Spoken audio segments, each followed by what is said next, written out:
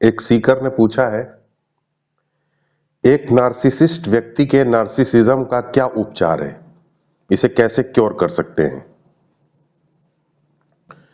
देखिए, भारतीय शास्त्रों में एक शम विधि का उल्लेख मिलता है और इस शम विधि का प्रयोग करके हम नार्सिसिज्म को क्योर कर सकते हैं। तो सबसे पहले हम इस विधि को समझने का प्रयास करेंगे। देखिए, हमारा माइंड 4 तरीके से काम करता है। ये एक निश्चित परिप्रेक्ष्य में मैं बात कह रहा हूं। सरल भाषा में अगर हम बात करें तो हम ये कह सकते हैं कि हमारे 4 माइंड्स हैं, क्योंकि माइंड का हर प्रकार अपने आप में एक अलग माइंड है। तो हम कह सकते हैं कि हमारे 4 माइंड हैं। तो वो 4 माइंड कौन कौन से हैं हमारे? पहला है हमारा बौद्धिक माइंड, यानी हमारा इंटेलेक्चुअल माइंड। दूसरा है हमारा मूल्य निर्धारक माइंड, यानी कि वैल्यूएशन माइंड, जिसको कि हम सरल अंग्रेजी में इमोशनल माइंड भी कह सकते हैं। ये माइंड हर चीज का मूल्य निर्धारित करता है कि किस चीज का क्या वैल्यूएशन है हमारे जीवन को आगे बढ़ाने में। अगर कम वैल्यूएशन की वो चीज होगी, उसका मूल्य कम होगा, तो फिर ये माइंड उसकी तरफ ज्यादा ध्यान नहीं देता। अगर उसका वैल्यूएशन ये ज्यादा आंकेगा तो ही ये उसकी तरफ ध्यान देगा और उसी से भाव पैदा होते हैं। इसीलिए इसको इमोशनल माइंड कह सकते हैं। तीसरा माइंड जो है वो हमारा रिफ्लेक्सिव माइंड या हमारा इंस्टिंक्टिव माइंड है। ये हमारे जो शरीर के इंटरनल प्रोसेसेस होते हैं, इनको चलाने का काम करता है। ये माइंड एक तरीके से कहा जाए तो ऑटोमेटिक माइंड होता है, यानी कि अपने आप ये काम करता है, हमें इसकी मदद नहीं करनी पड़ती है। और जो चौथा माइंड है ये हमारा फिजिकल माइंड है। ये हमारे शरीर के मूवमेंट के ऊपर और हमारी शरीर मसल्स जो है, मांसपेशियों के मूवमेंट के ऊपर ये नियंत्रण रखता है और मांसपेशियों को चलाने का काम करता है। साधारणतः हम ऐसा समझते हैं कि हमारा जो इंटेलेक्चुअल माइंड है ये सबसे तेज है और सबसे महत्वपूर्ण है, लेकिन ऐसा नहीं है। हमारे बाकी माइंड्स इंटेलेक्चुअल माइंड से ज्यादा तेज और ज्यादा शक्तिशाली हैं। जैसे हमारा मूल्य निर्धारक माइंड जो है, यानी जो हमारा इमोशनल माइंड है, ये इंटेलेक्चुअल माइंड से बहुत ज्यादा पावरफुल है। इसीलिए हमारे इमोशंस के आगे हमारे विचारों की एक नहीं चलती। उसी के साथ साथ अगर आप देखें तो आप ये पाएंगे कि आपका जो ये फिजिकल माइंड है, ये फिजिकल माइंड की भी स्पीड बहुत तेज होती है। अचानक किसी चीज गिरती हुई चीज को पकड़ लेना, अचानक किसी चीज के ऊपर निशाना लगा करके एक पत्थर फेंक देना, ये सारी चीजें ये अपने आप करता है। और अगर इंटेलेक्चुअल माइंड से पूछ करके ये करे तब तो बहुत कैलकुलेशन करने में बड़ा टाइम लग जाएगा। तो यह एक तरीके से कह सकते हैं कि इंडिपेंडेंटली बहुत तेजी से रिएक्ट करता है। तो ये भी अपने आप में एक इंडिपेंडेंट माइंड है। हमारा जो इंस्टिंक्टिव माइंड है उसी को हम कह सकते हैं कि ये हमारे सेक्स की इंस्टिंक्ट्स को भी गवर्न करता है। तो इस तरीके से अगर हम देखें तो ये हमारे 4 मूल माइंड्स हैं। अब ये जो 4 मूल माइंड्स हैं, इसको भगवान ने हमको क्यों दिया? भगवान ने तो हमें इसलिए दिया ताकि हमारी अंतरात्मा, जो हमारी सोल है या हमारा जो इनर सेल्फ है या हमारा जो कोर है, इनर सेल्फ, ये इन चारों माइंड्स को यूज कर सके और यूज करके अपने आप को प्रोपोगेट कर सके, अपना विकास कर सके, अपने आप को पूरी तरीके से अभिव्यक्त कर सके, अपने आप को मैनिफेस्ट कर सके। लेकिन सिर्फ हमारी अंतरात्मा इन चारों माइंड्स को यूज करे ऐसा नहीं है। हम बाहर से जो इंफॉर्मेशन कलेक्ट करते हैं, हम अपने वातावरण में जीते हैं, लोगों से बात करते हैं, लोगों के इमोशंस को कॉपी करते हैं, लोगों के जीने के तरीके को कॉपी करते हैं, लोगों के एस्पिरेशंस को कॉपी करते हैं, लोगों के गोल्स को कॉपी करते हैं, लोगों के लक्ष्य को कॉपी करते हैं। और इस प्रकार जब हम जीते हैं तो बाहर से हम सारी इंफॉर्मेशन इकट्ठा करते हैं। वो बाहर से आई हुई इंफॉर्मेशन भी हमारे इन चारों माइंड्स को यूज करती है। तो जब ये बाहर से आई हुई इंफॉर्मेशन क्रिस्टलाइज होकर के एक यूनिट बन करके हमारे चारों माइंड्स को यूज करती है, तो हम ये कह सकते हैं, इसको कह सकते हैं कि ये हमारी पर्सनैलिटी है। और अगर हमारी इनर सोल हमारे चारों माइंड्स को यूज करती है तो उसे हम कह सकते हैं कि ये हमारी एसेंस है। तो हमारे हमारे अंदर 2 मूल चीजें हो गई, एक हमारी एसेंस और दूसरी हमारी पर्सनैलिटी।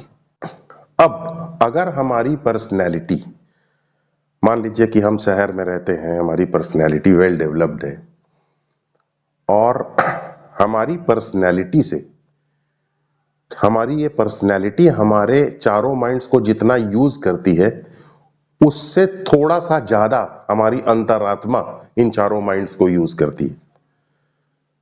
तो हमारी अंतरात्मा का जो असर है वो हमारी पर्सनैलिटी से थोड़ा सा ज्यादा होगा। और अगर ये थोड़ा सा ज्यादा होगा तो ये किस प्रकार पता चलेगा?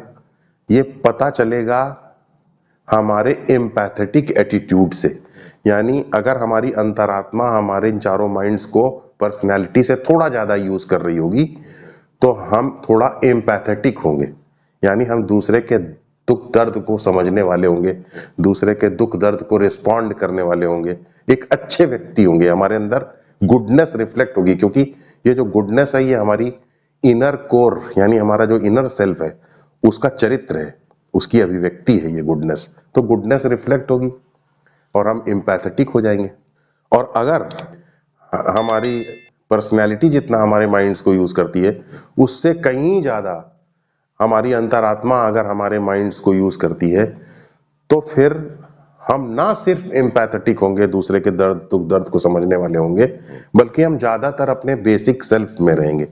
ज्यादातर हम इस तरीके से रहेंगे कि हम अपने आप में परिपूर्ण रहेंगे, परिपूर्णता के साथ जिएंगे और कोई कुछ भी अगर हमें कहेगा तो हमारे पर कोई ज्यादा असर नहीं पड़ेगा और थोड़ा आत्मा की शक्ति भी हमें महसूस होगी, आत्म शक्ति भी हमें महसूस होगी।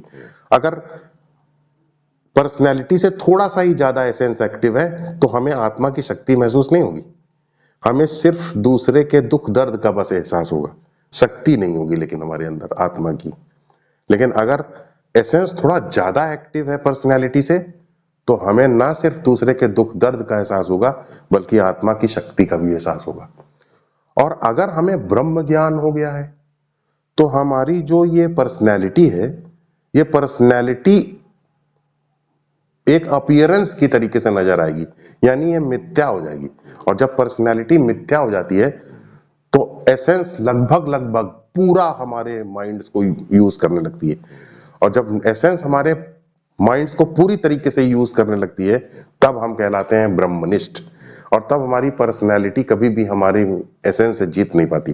तब ना सिर्फ हम अपनी दूसरे के दुख दर्द को समझ पाते हैं बल्कि हम आत्म शक्ति को भी महसूस कर पाते हैं और हमारे अंदर और इम्पोर्टेंट फैकल्टीज होती हैं, हमारे अंदर डाउट्स नहीं होते। और सबसे बड़ी बात यह है कि हमारे अंदर एक हायर ऑर्डर कंप्लीटनेस होती है, एक होलनेस, एक परिपूर्णता, होलनेस महसूस होती है, हायर ऑर्डर होलनेस।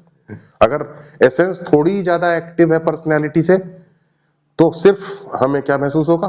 हमें सिर्फ एम्पैथी महसूस होगी। अगर काफी ज्यादा एक्टिव है तो एम्पैथी के साथ आत्मशक्ति महसूस होगी। लेकिन अगर हमें ब्रह्म ज्ञान है, पर्सनैलिटी मिथ्या हो गई, तो फिर हमें न सिर्फ आत्मशक्ति महसूस होगी बल्कि आत्मशक्ति के एक नए ग्रेड का पता चलेगा, वो हायर ऑर्डर ग्रेड रहेगा। यानी उसके आगे जो हमारी पर्सनैलिटी है वो मिथ्या प्रतीत होगी, जैसे कि वो कुछ है ही नहीं। तो इस तरीके से जैसे जैसे एसेंस की एक्टिविटी बढ़ती जाती है ये परिवर्तन आते जाते हैं। और अगर हमारी पर्सनैलिटी ज्यादा एक्टिव होती जा रही है एसेंस से तब कैसा नजर आएगा हमें? उसके ऊपर भी हमें विचार करना चाहिए। जब हमारी पर्सनैलिटी एसेंस से थोड़ा ज्यादा एक्टिव हो जाती तो फिर हमारा माइंड बड़ा रिएक्टिव हो जाता है, क्योंकि पर्सनैलिटी की आदत होती है रिएक्ट करना, तुरंत प्रतिक्रिया देना। एसेंस भी रिएक्ट कर सकती है लेकिन एसेंस के रिएक्ट करने में और पर्सनैलिटी के रिएक्ट करने में यह फर्क है कि एसेंस हमेशा एक तरीके से रिएक्ट करती है जबकि पर्सनैलिटी जो है वो एक तरीके से रिएक्ट नहीं करती।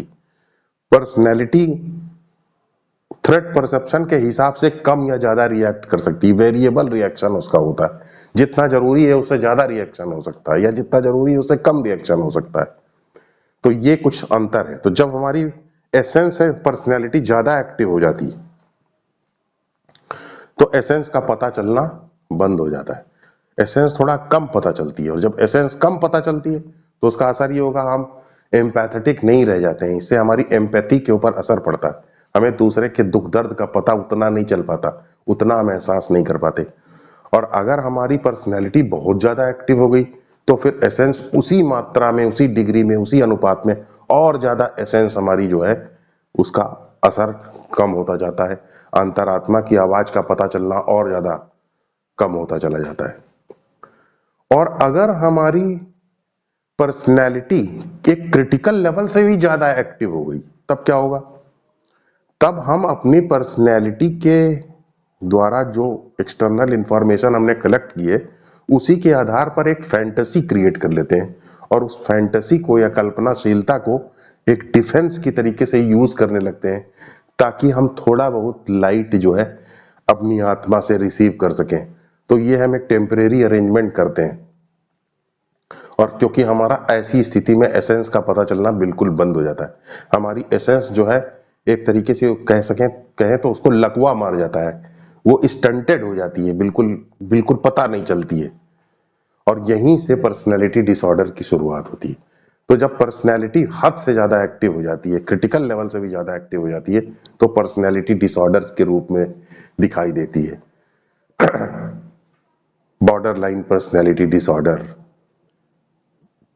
साइकोटिक डिसऑर्डर्स और नार्सिसिस्टिक पर्सनैलिटी डिसऑर्डर्स, स्किज़ोफ्रेनिया जिसमें हेलुसिनेशंस और इस तरीके की चीजें चलती हैं, ये सारी जो मेंटल कंडीशंस हैं, ये इसीलिए आती हैं क्योंकि हमारी एसेंस का कोई असर वहां नहीं पहुंचता, एसेंस हमारी स्टंटेड हो जाती है। तो ये होता है हमारे पर्सनैलिटी के एसेंस से ज्यादा एक्टिव हो जाने पर। लेकिन एक तीसरी परिस्थिति के ऊपर भी विचार करना चाहिए हमें, जो कि बहुत महत्वपूर्ण परिस्थिति है। मान लीजिए कि हमारी पर्सनैलिटी ऐसी स्टेट में हो जहां उसका ज्यादा विकास ही ना हो सका हो, तो क्या होगा? क्या नेचुरली ही ऐसी स्थिति में हमारी एसेंस ज्यादा एक्टिव हो जाएगी?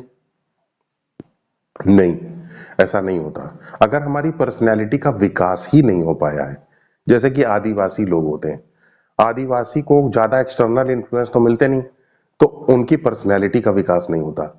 तो पर्सनैलिटी का विकास नहीं होता तो क्या हम कहेंगे कि उनकी एसेंस ही उनके सारे माइंड को यूज कर लेती है और इस तरीके से वो एक ब्रह्मनिष्ठ एनलाइटेंड व्यक्ति की तरह जीवन जीते हैं? नहीं, ऐसा नहीं होता। आपकी पर्सनैलिटी की ग्रोथ जरूरी है आपके एसेंस के विकास के लिए, क्योंकि आपकी पर्सनैलिटी से ही टकरा करके आपकी एसेंस जो है ग्रो करती है।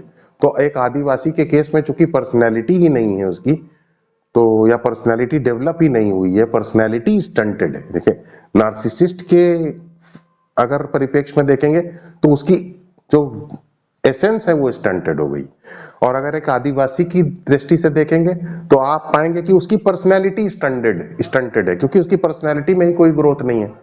तो एसेंस का भी विकास थोड़ा सा होता है और उसके बाद जो है बंद हो जाता है। तो एक आदिवासी क्या है, अपने आसपास के लोगों का दुख दर्द समझता है, एक सिंसियर जीवन जीता है, लेकिन उसकी एसेंस, उसके बाद उसकी एसेंस का विकास नहीं होता है, क्योंकि एसेंस का विकास तभी हो सकता है जब उसकी पर्सनैलिटी थोड़ा सा डेवलप हो। तो ये एक बहुत ही इंपॉर्टेंट बात है। अब नार्सिसिस्ट किन लोगों को ज्यादा टारगेट करते हैं, जरा अब आप इसको देखिए।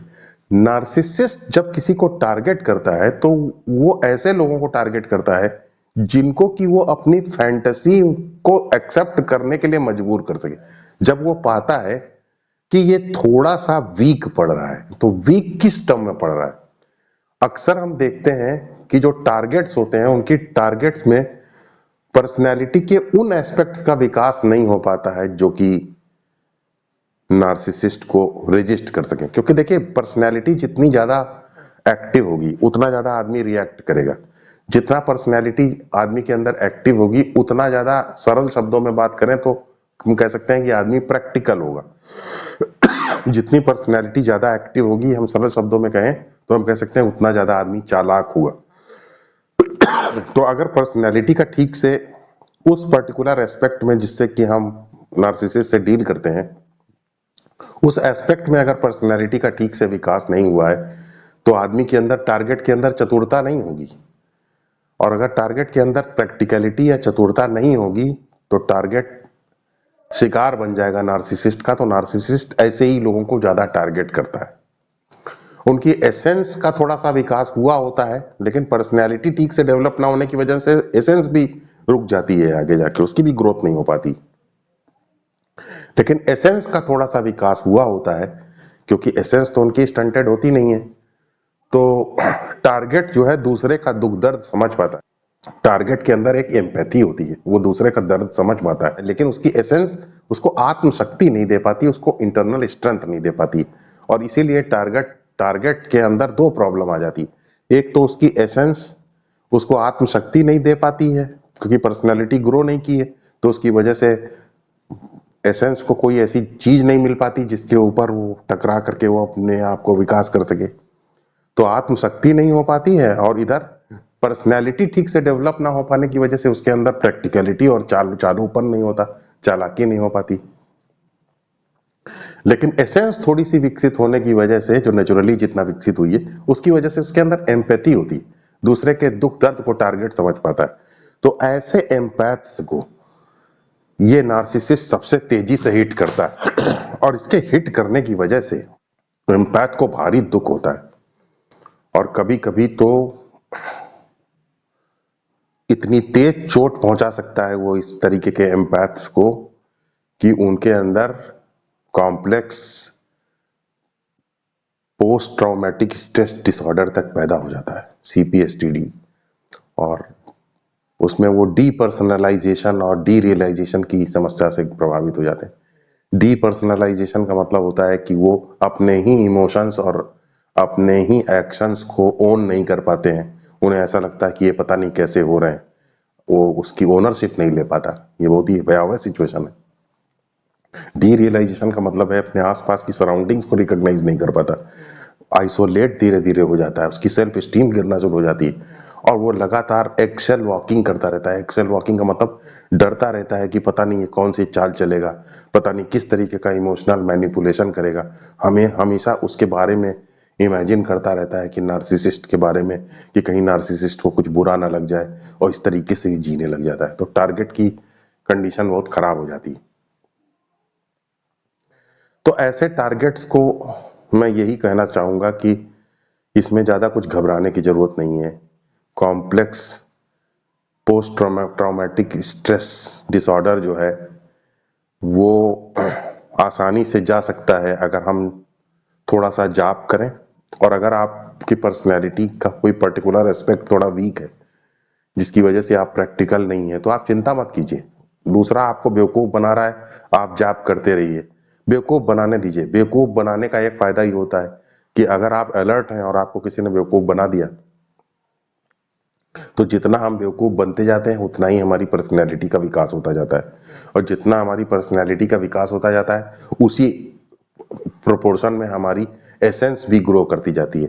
इसीलिए आप देखिए कि जो नार्सिसिस्ट के टारगेट्स होते हैं, धीरे धीरे उनकी शक्ति भी बढ़ती जाती है, और उनको अगर दूसरे लोगों से, ऑर्डिनरी लोगों से जिन्होंने कि नार्सिसिस्ट का टारगेट कभी नहीं बने हैं, उनकी कंपैरिजन में अगर कभी खड़ा किया जाए, तो आप पाएंगे वो टारगेट जो है ज्यादा स्ट्रांग साबित होते हैं, क्योंकि उन बार बार बेवकूफ बनने से उनकी भी खुद की पर्सनैलिटी का विकास होता है, पर्सनैलिटी से टकरा टकरा करके एसेंस का भी विकास होता है। ये सब ऑटोमेटिक चलता रहता है, बस इसी में हमें थोड़ा सा जाप करते जाना है।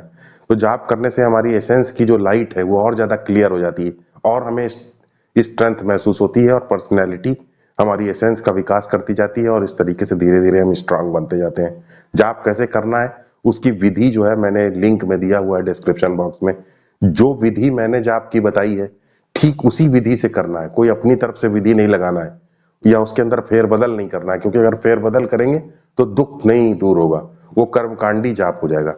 कर्मकांडी जाप जो है अगले जन्म में पुण्य वगैरह तो दे सकता है, इस जन्म में दुख नहीं दूर कर सकता।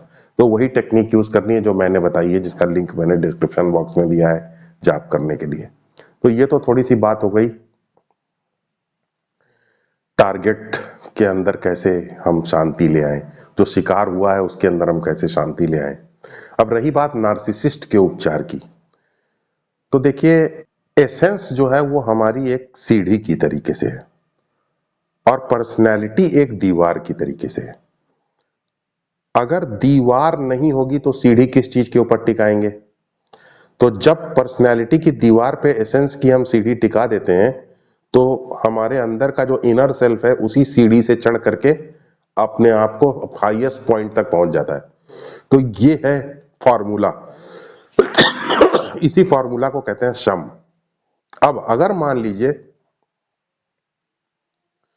दीवार बहुत ज्यादा बड़ी है या बहुत ज्यादा ऊंची है, इतनी ऊंची है दीवार की सीढ़ी उसके सामने इनसिग्निफिकेंट हो गई है, तो क्या होगा?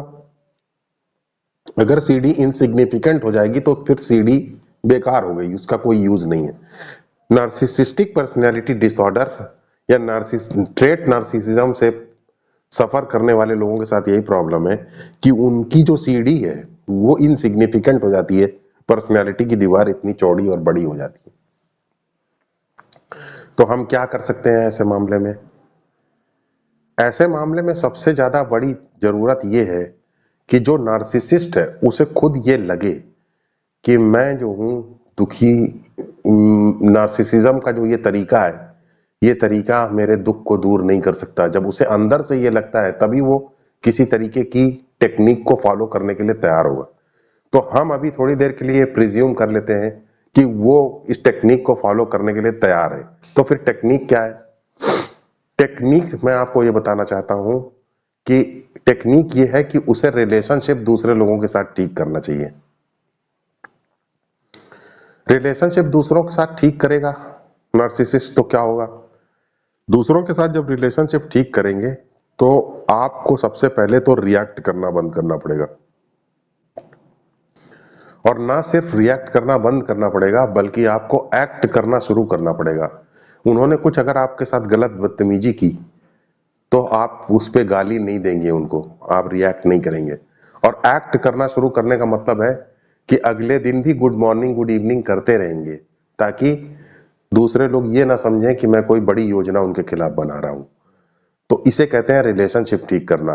रिलेशनशिप ठीक करने का मतलब हुआ रिएक्ट करना बंद करना और एक्ट करना शुरू करना।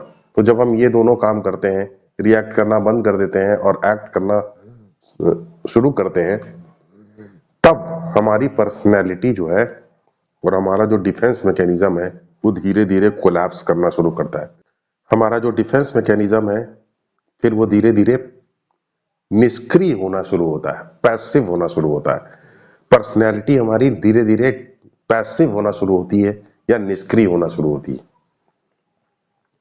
और जब पर्सनैलिटी हमारी निष्क्रिय होना शुरू होती है तो उसी अनुपात में हमारी धीरे धीरे एसेंस की लाइट भी हमारी बढ़ना शुरू होती है।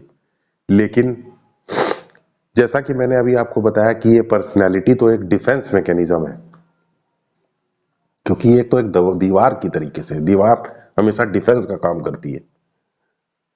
तो जब आप इस दीवार को गिराते हैं एक्ट करना शुरू करके और रिएक्ट करना बंद करके या संबंध को सुधार के, तो आप एक ऐसी स्थिति में पहुंचते हैं जिस स्थिति में अभी एसेंस का पूरा असर आना शुरू नहीं हो पाया है और पर्सनैलिटी की दीवार गिरना शुरू हो गई है। तो आपके पास तो कोई अभी डिफेंस मैकेनिज्म बचा ही नहीं।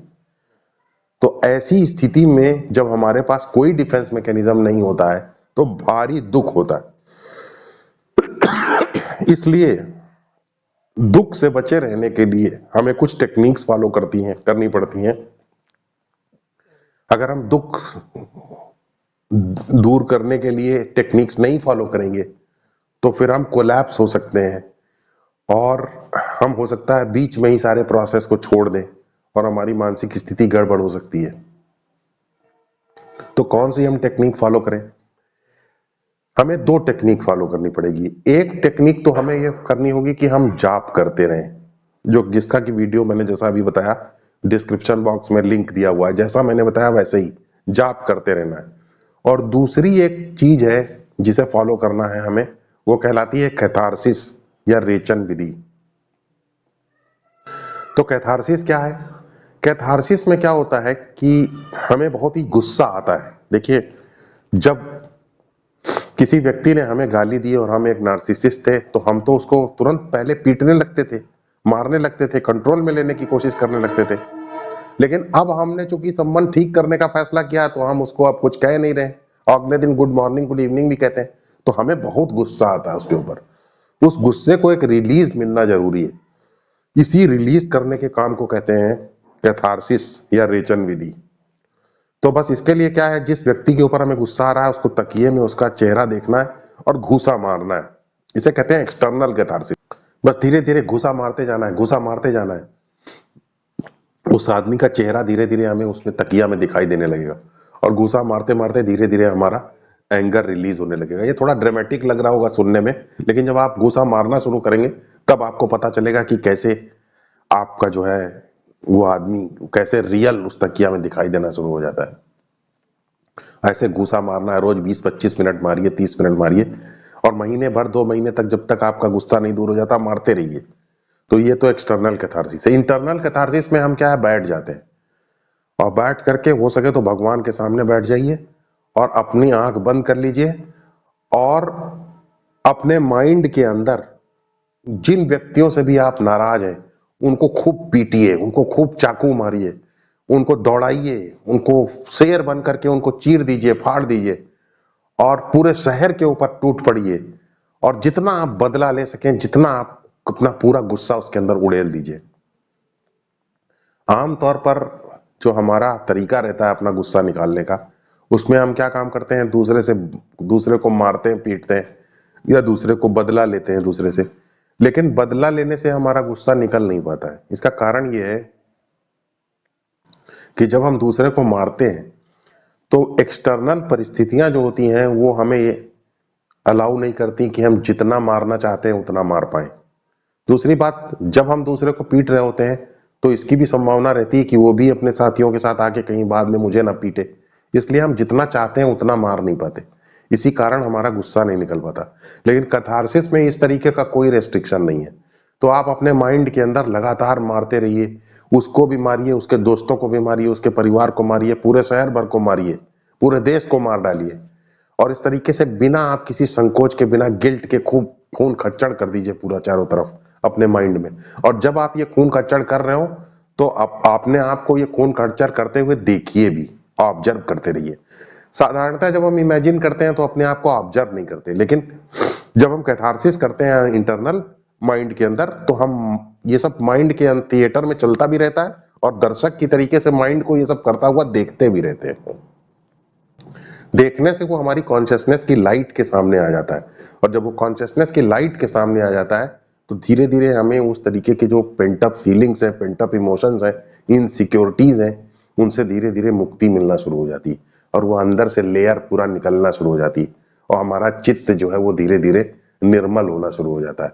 सब डिफेंस मैकेनिज्म वगैरह गिर जाता है, सारा नार्सिसिज्म बैठ जाता है, और हमारी कॉन्शियसनेस की लाइट, हमारे अंदर की एसेंस की लाइट सूरज की तरीके से साफ दिखाई देना शुरू हो जाती है। उससे हमारे अंदर एक नई स्ट्रेंथ आती है, और इस तरीके से हमारा नार्सिसिज्म धीरे धीरे कम होता चला जाता है। और हमें जाप करते रहना चाहिए। जाप करते रहने से धीरे धीरे हमारा अनकॉन्शियस माइंड फिल्टर आउट होता चला जाता है। जो सेल्फ इमेजेस हमने बना रखी हैं, जो मान्यताएं बना रखी हैं, वो धीरे धीरे फिल्टर आउट होती चली जाती हैं, क्लीन होती चली जाती हैं, और इस तरीके से हमारा नार्सिसिज्म गिरना शुरू हो जाता है। तो ये कुछ टेक्निक्स हैं जिनसे कि हम, जैसे जपा और कैथारसिस, जिससे कि हम नार्सिसिज्म को डील कर सकते हैं। वेस्टर्न साइकोलॉजिस्ट्स, जो वर्ल्ड फेमस वेस्टर्न साइकोलॉजिस्ट्स हैं, वो लोग कहते हैं कि नार्सिसिज्म का अपोजिट होता है नथिंगनेस। तो जब हम इस तरीके के सेल्फ अफर्मेशंस अपने आप को देते हैं कि हम नथिंग हैं, हम नथिंग हैं, तो उससे हमारे नार्सिसिज्म में कमी आती है। लेकिन मुझे नहीं लगता कि इस तरीके की जो टेक्निक्स हैं नथिंग अपने आप को मानने की, उससे कुछ ज्यादा फायदा हो पाएगा। क्योंकि ये कुछ इस तरीके की बात है कि आप घर में बैठे हुए हैं और अंधेरा है कमरे में, और आप जो है कह रहे हैं कि उजाला उजाला चिल्लाने से, या अपने आप को ये बार बार बोलने से कि मैं उजाले में बैठा हूं, मैं उजाले में बैठा हूं, क्या उजाला हो जाएगा? उजाला तब होगा जब बिजली का कनेक्शन जोड़ दें या स्विच ऑन कर दें, तब उजाला होगा।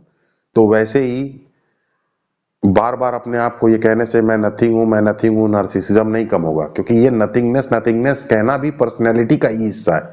इससे पर्सनैलिटी आपकी दूसरे तरीके से मजबूत हो जाएगी। पर्सनैलिटी की दीवार, अभी मैं सब कुछ हूं इससे दीवार मजबूत है, फिर मैं कुछ नहीं हूं इससे पर्सनैलिटी की दीवार पैदा हो जाएगी, और वल्नरेबल नार्सिसिज्म पैदा कर लेंगे। तो इसलिए तरीका ये है कि हम बजाय इसके कि अपनी पर्सनैलिटी को दूसरे तरीके से स्ट्रांग करें, हम ये देखें कि हम अपनी एसेंस से कनेक्शन कैसे जोड़ सकते हैं, बिजली से कनेक्शन अपने अंदर कैसे जोड़ सकते हैं। और इसके लिए जरूरी है कि हम जाप करके अपने अंदर की गंदगी को धीरे धीरे निकालें। कैथारसिस से जन्म जन्मांतर से जो हमारे अंदर इनसिक्योरिटी की फीलिंग्स है उनको निकालें, गुस्सा जो है अपने अंदर है उससे निकालें, तब हमारे चेहरा निर्मल हो जाता है। वरना चेहरे में, माथे पे हमेशा बल पड़ा रहता है, हमेशा स्ट्रेस ओवर थिंकिंग चलती रहती है। इसकी वजह यही है कि हमारे अंदर जो फीलिंग्स और इमोशंस हैं वो ट्रैप्ड है जन्म जन्म जन्मांतर से, वो कभी निकले ही नहीं। तो जब हम जाप करते हैं, कैथारसिस करते हैं, तो धीरे धीरे ये रिलीज होना शुरू होते हैं। और जब हम इसको देखते रहते हैं इंटरनल कैथारसिस में कि कैसे रिलीज हो रहे हैं, तो उससे क्या होता है कि हमारी कॉन्शियसनेस का भी विकास होता है। इस प्रकार से नार्सिसिज्म का उपचार करने को कहते हैं शम। शास्त्र में ये विधि बताई गई है। इस विधि से हम माइंड कंट्रोल करते हैं और अपने इनर सेल्फ को अपने जीवन में धीरे धीरे उतारने का काम करते हैं, जो हर तरीके के नार्सिसिज्म और हर डिसऑर्डर को ठीक वैसे ही दूर कर देता है जैसे कि रोशनी आने पर या बिजली आने पर अंधेरा दूर हो जाता है, चाहे अंधेरा कैसा भी हो।